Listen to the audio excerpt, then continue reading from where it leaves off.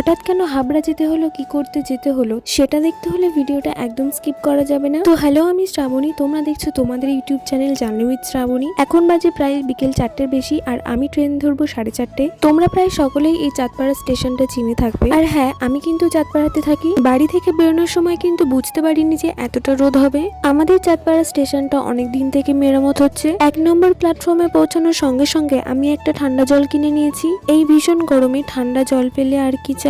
আর দেখো, আমি কিন্তু ট্রেনে চলার সময় ব্যাগটা কিন্তু সামনে নিয়ে, এতে জিনিসপত্রগুলো সেফ থাকে আর নিজেও কমফোর্টেবল থাকা যায়। স্টেশনে পৌঁছানোর কিছুক্ষণের মধ্যে ট্রেনটা চলে এসেছে। আর আজকে ছিল হোলির দিন, যে কারণে ট্রেনটা একদম পুরো ফাঁকা ছিল। ট্রেন যতই ফাঁকা থাকুক না কেন, ফাঁকা থাকা সত্ত্বেও কিছু প্যাসেঞ্জার ওই গেটের সামনে এসে বসবে। আর একমাত্র এই ফুলালিদের জন্যই লেডিস বগির নাম শুনলেই একটা আতঙ্কের কাজ করে। ফাইনালি আমি পৌঁছে গেছি হাবড়াতে। আর যখন আমি পৌঁছেছি তখন প্রায় ঘড়ির কাঁটায় 5টার বেশি বাজে। হাবড়াতে যাব আর এই দোকানের লস্যি খাবো না, সেটা কখনো হতেই পারে না। আমি শীতকালে এসেও এই দোকানের লস্যি খেয়েছি। তো বলে রাখি, আমি যাচ্ছি মামার বাড়িতে। তোমরা হাবড়াতে এসে এই মন্দিরটা দেখে থাকবে। এই মন্দিরে আমার ছোটবেলার একটা মানত করা আছে। হাবড়া মানেই একটা ব্যস্ততার শহর। তো আমি মামার বাড়ির জন্য কিছুটা আঙুর নিয়ে নিয়েছি ওই ফলের দোকান থেকে। আর আমি প্রায় অনেক দিন পরে মামার বাড়ি যাচ্ছি, যার কারণে মুখে এত হাসি আর এত ভালো লাগছে। মামার বাড়ি কার না ভালো লাগে, কারণ কথায় বলে মামার বাড়ি নাকি ভারী মজা। আর জানো তো,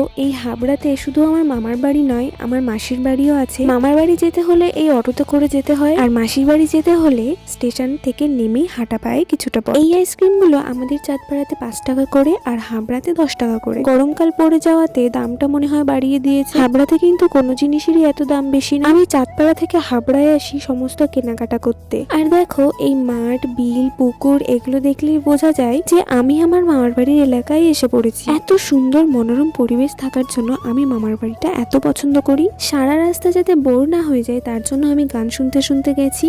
আর দেখো, আমি মামার বাড়ি পৌঁছে যাওয়া মাত্র হাত মুখ ধুয়ে ফ্যানের তলায় এসে বসেছি। এত পরিমাণে গরম পড়েছে সেটা বলে বোঝানো যাবে না। আমার মামার বাড়ি আসার একটাই কারণ, প্রতি বছর এই দোলের সময় মামার বাড়ির গ্রামে এরকম বড় করে অষ্টম প্রহর হয়। টানা 5 দিন ধরে মেলা হয়। আর এই যে মন্দিরটা দেখতে পাচ্ছ, এই মন্দিরের বয়স সবারই অজানা। আর এই মন্দির সম্পর্কে একটা অনেক বড় হিস্ট্রি আছে। যাকে এই মন্দিরের বয়স সম্পর্কে জিজ্ঞাসা করা হয়েছে তারাই বলেছে তারা তাদের জন্মের থেকে এই মন্দিরটি দেখে আসছে। আর এই মন্দিরে কিন্তু কোনো বিগ্রহ নেই, একটা কালো পাথর আছে যেটাকে যুগ যুগ ধরে পুজো করে আসা হচ্ছে। আর মেলাতে আমি একটু দেরি করেই গেছিলাম, যেহেতু এটা গ্রামের মেলা তাই মানুষজন খুব কম ছিল। এখানে রাত 8টা থেকে 9টার পর গ্রামের মানুষরা কেউ বাইরে থাকে না। গ্রামের মেলা হলেও মেলাতে কিন্তু অনেক কিছু বসেছিল, যেরকম ছোটদের জন্য নাগরদোলা এসেছে আর এরকম ছোট ছোট কিছু দোকান এসেছে। এই প্রথম আমার দিদা আমার কাছ থেকে খাবার খেতে চেয়েছে।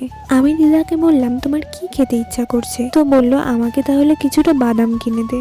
তবে ওখানকার মানুষেরা না বাদাম, গজা, নিমকি এরকম ধরনের মিষ্টি জাতীয় খাবার খেতে ওরা বেশি পছন্দ করে। তবে খাবারটা কিনে দিয়ে আমার কিন্তু ভীষণ আনন্দ হচ্ছে। তবে আজকের ভিডিওতে আমি এটুকুই রাখছি। পরের পার্টে আমি দেখাবো আর কি কি করলাম মেলাতে এসে। আর আমার মামার বাড়ি সহ মামার বাড়ির এলাকা সবটাই ঘুরে দেখাবো তোমাদের পরের ভিডিওতে।